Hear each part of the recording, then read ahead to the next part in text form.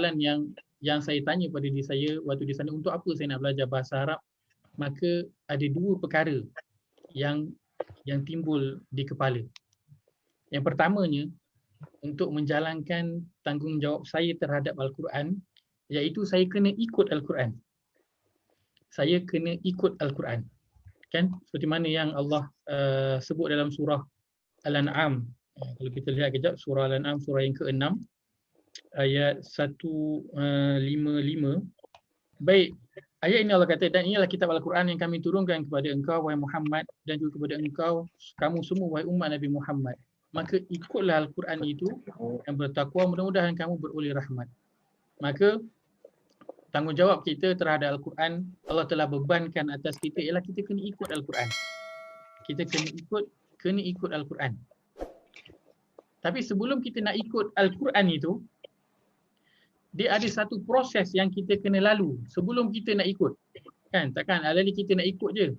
Kita kena lalu satu proses sebelum kita boleh nak ikut Al-Quran ini.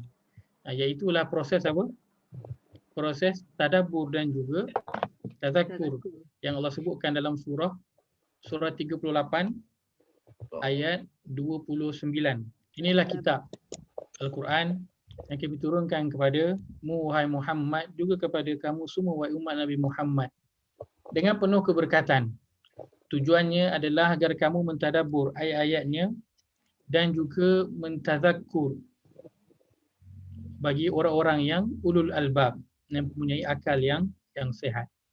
Maka sebelum kita nak pergi kepada proses kita boleh nak tadabbur itu, kita nak ikut. Sebelum kita nak pergi pada proses yang kita nak ikut itu, maka kita kena lalu proses iaitu tadabbur dan juga tazakkur. Ini satu proses yang penting, kan?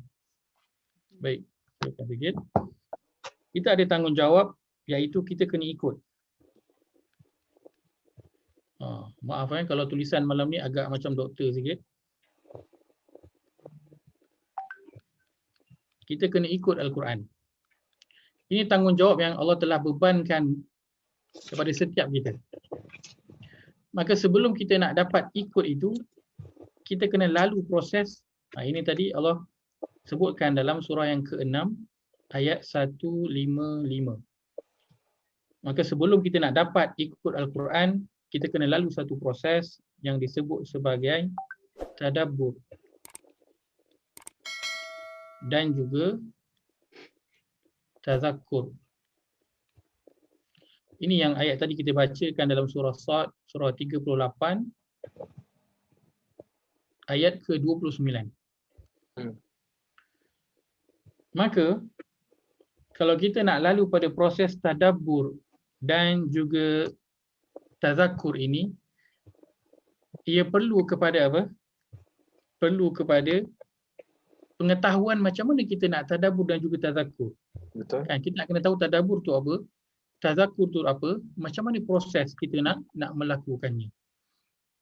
Maka apabila menerpa soalan untuk apa saya nak belajar bahasa Arab, maka inilah perkara pertama yang datang di minda, iaitu saya kena ikut Al-Quran ini.